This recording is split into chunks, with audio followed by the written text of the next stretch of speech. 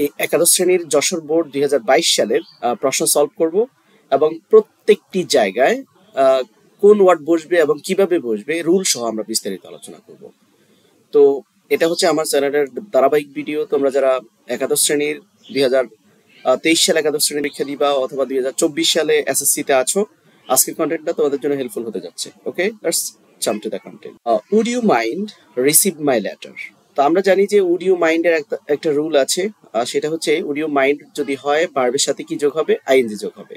তাহলে প্রথমটার অ্যান্সার আমরা কি দিব? রিসিভিং দিতে হবে। Would you mind receiving my, দয়া করে তুমি কি আমার চিঠিটা গ্রহণ করবে? I am extremely sorry for be late. তো আমরা নিশ্চয় ব্যাপারটা জানি যে কখনো যদি প্রিপোজিশন এমনি বি মানে আমরা জানি এম ইজ আর ওয়াজ আর, কিন্তু সবসময় বি মানে এম ইজ আর ওয়াজ আর সেটা নয়। তো অনেক সময় বি মানে বিন হতে পারে, বি মানে বিং হতে পারে। So I am extremely sorry, আমি খুব দুঃখিত, আমি অনেক দুঃখিত আমার দেরি হওয়ার জন্য। তো যেহেতু হওয়ার কথা বলছে সেক্ষেত্রে আমরা এখানে বিং দিতে হবে।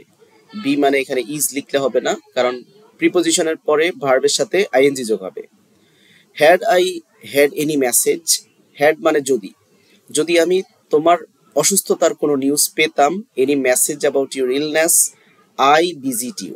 তো এখানে আমরা জানি যে হ্যাড যদি বাক্যের শুরুতে থাকে, এরপরে যদি হ্যাড থাকে, তাহলে আমরা বুঝতে পেরেছি এটা থার্ড কন্ডিশনাল। তো সেক্ষেত্রে আমরা থার্ড কন্ডিশনাল কি লিখতে হয়? উড হ্যাভ, আর মূল ভার্বের ফার্স্ট পার্টিসিপল লিখতে হয়।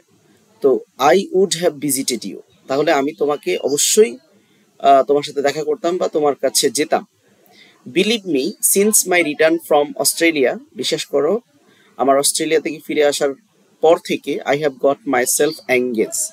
তো নিশ্চয় আমরা গট এর একটা ব্যাপার আছে, গেট গট এর রুল আছে, লিখবো না এঙ্গেজড, অবশ্যই গেট গট এর পরে এঙ্গেজড কথাটা লিখতে হবে। আমি ব্যস্ত হয়ে পড়েছি in raising awareness among people, মানুষকে সচেতন করতে। কি সচেতন করব? এখানে রেজিং একটা ভার্ব, এখানে এঙ্গেজড একটা ভার্ব, এখানে গট একটা ভার্ব। সো লাস্ট যে ভার্বটা ব্যবহার হবে সেটা কি হবে? Gate goat. অবশ্যই আমরা এখানে চাইলে ইনফিনিটিভ লিখতে পারি, টু সেন্ড দেয়ার ডটার্স অথবা সেন্ডিং দেয়ার ডটার্স, যে কোনোটা লিখতে পারি। একাধিক ভার্ব যদি থাকে, পরের ভার্বটা আমরা চাইলে ইনফিনিটিভ দিয়ে শেষ করতে পারি অথবা জিরান দিয়ে করতে পারি। To send their daughters to schools in this country, এই দেশে girls deprive of proper education, আমাদের দেশে বালিকারা কি হচ্ছে? সঠিক শিক্ষা থেকে বঞ্চিত হচ্ছে। তো এখানে আমরা কি দিতে পারি? আমরা লিখতে পারি আর ডিপ্রাইভড। কেন আর ডিপ্রাইভ লিখলাম? এখানে বলছে in this country girls deprive of proper education, কিন্তু অ্যান্ড গাইডেন্স, প্রপার শিক্ষা এবং প্রপার গাইডেন্স থেকে তারা ডিপ্রাইভ হচ্ছে, কিন্তু সেটা কে করছে? এখানে সাবজেক্টটা কিন্তু নিষ্ক্রিয়। সো এই বাক্যটা প্যাসিভ, সেক্ষেত্রে আমরা যেহেতু গার্লস বহুবচন তার জন্য আর লিখতে হবে, আর ভার্বের ফার্স্ট পার্টিসিপল লিখতে হবে। Due to lack of educations they not know, তারা জানে না। তো এখানে আমরা কি লিখতে পারি?